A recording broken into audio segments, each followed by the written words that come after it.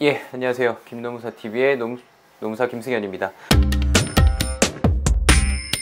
저희에게 오는 상담자들, 의뢰인들 뿐만 아니라 뭐 노무사님들도 그렇고 변호사님들도 그렇고 만나뵈면 꼭 함께하는 고민이 좀 있어요. 의뢰인들이 여기저기 고소 고발 진정 다 하고 온 경우, 정말 이렇게 안타까운 경우가 많이 있어서 오늘은 좀 이 말씀을 드려야 되겠다. 권리가 침해당했으면 고소 고발을 하고 뭐 진정을 하고 권리 구제하는 건 당연하잖아요. 그런데 꼭 좋은 게 아닐 수도 있어서 제가 말씀드려요. 오늘의 요지는 뭐 고소 고발 하지 말라는 게 요지가 아니고요, 기관에 무차별적으로 하는 방식이 좋은 거냐, 이거에 대해서 좀 말씀을 드리려고 하는 거예요.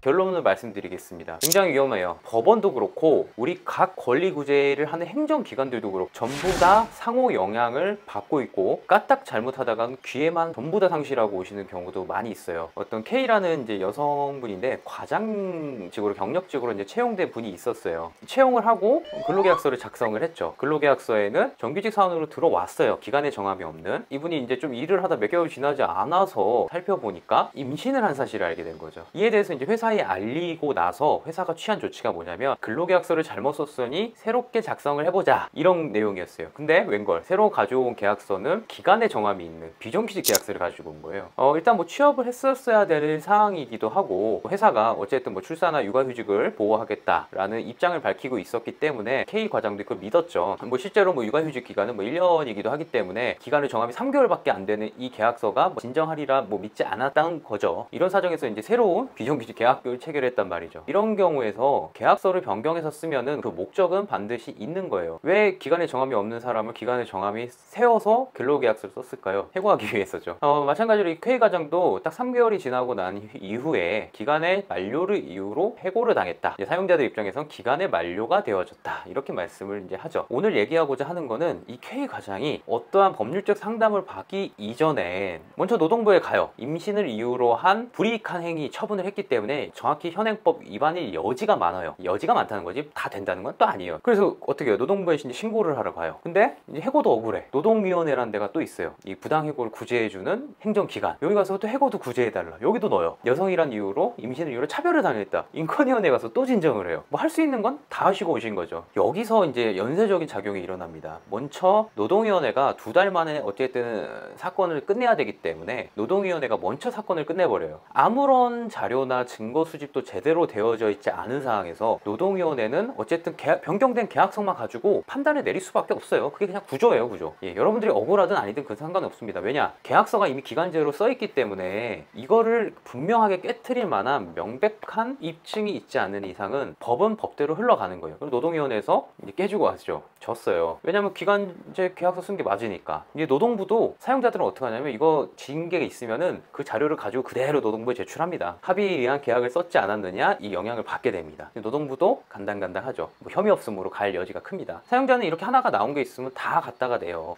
이런 과정에서 하나가 이제 무혐의가 나죠. 그럼 줄줄줄줄 무혐의, 죄 없음, 불법행위 아님, 이렇게 연쇄작용이 일어나 버려요. 특히 억울함을 호소하는 일일수록 더더욱 그렇습니다. 뭐 아까 뭐 명예훼손 뭐 이런 것도 그렇죠. 뭐 예를 들어 뭐 명예훼손으로 뭐 사용자를 뭐 갑자기 뭐 고소를 하고 왔는데 명예훼손 아닌 거 무혐의 나오고, 그러면 이제 또 뭐 사내 질서 문란으로 그럼 징계를 받을 위험도 커지고, 이렇게 막 연쇄작용이 계속 발생을 합니다. 이렇게 상호 기관 간 사이에, 물론 독립된 기관이에요, 이론상은. 현실이 그렇지가 않아요. 한 개 기관에서 나온 결과를 보통은 나머지 기관에서 유심히 봐요. 그리고 그것을 가져다가 어떤 판정의 근거로 굉장히 많이 씁니다. 무조건 신고하고 고소하고가 무조건 권리를 찾는데 절차적으로 맞느냐, 고민이 항상 필요하시다는 거죠. 뭐 예를 들어 노동사건 같은 경우는요, 고소를 하고 나서 취하를 한 다음에 다시 고소가 안 되는 사건이 굉장히 많습니다. 뭐 형사소송법상 그래요. 그러니까 이제 고소도 쟁점에 따라서 주의를 하셔야 된다는 얘기예요. 형사처벌이란 건 굉장히 보수적이에요.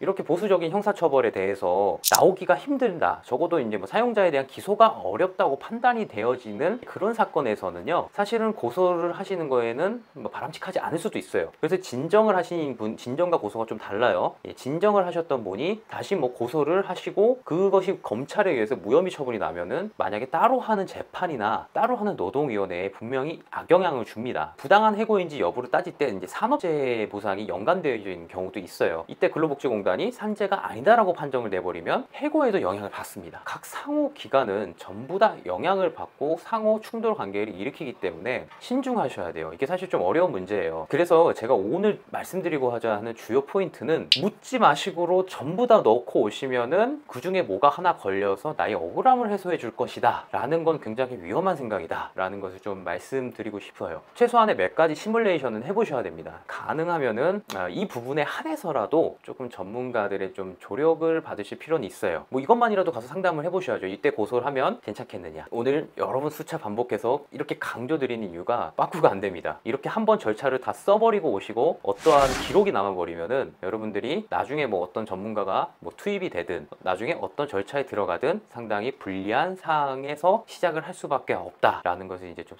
말씀드리려고 하는 거예요. 오늘 그래서 주제 테마도 묻지마 고소고발 신청 위험하다 이렇게 말씀을 드리는 거고요. 뭐 이런 것에 대해 상담하는 무료 채널도 굉장히 많이 있어요. 뭐 서울시 같은 경우는 뭐 권익재단 지역마다 권리구제 센터들도 있고 또 뭐 무료로 각 지역마다 활동하시는 뭐 노동조합들도 있고 상담을 해보실 필요가 있어요. 특히 형사 사건이 껴있는 경우, 젠더 사건인 경우, 그 다음에 뭐 폭력 또는 뭐 산업재해가 엮여져 있는 문제의 경우 한 가지 좀 팁을 드리면요, 더 어려운 사건일수록 낮은 단계에서부터 낮은 처분에서부터 이렇게 하나 한 단계씩 밟아 들어가는 게 좋습니다. 조사도 안 되고 증거 수집도 안 된 상황에서 기회를 이렇게 섣불리 소모하는 것보다 낮은 단계에서부터 높은 단계로 이렇게 꼭 기억해 주셨으면 좋겠습니다. 오늘 김노무사TV에서 이게 좀 추상적일 수도 있는데 너무 좀 중요한 말이라서 오늘 방송으로 이렇게 좀 알려드리도록 하고요. 궁금하신 점 있으면 카페 주소로 나가니까 상담을 남겨주시면 됩니다. 그리고 이 내용 좋아하셨으면 좋아요, 그 다음에 구독, 알림 해주시면 감사하겠습니다. 감사합니다.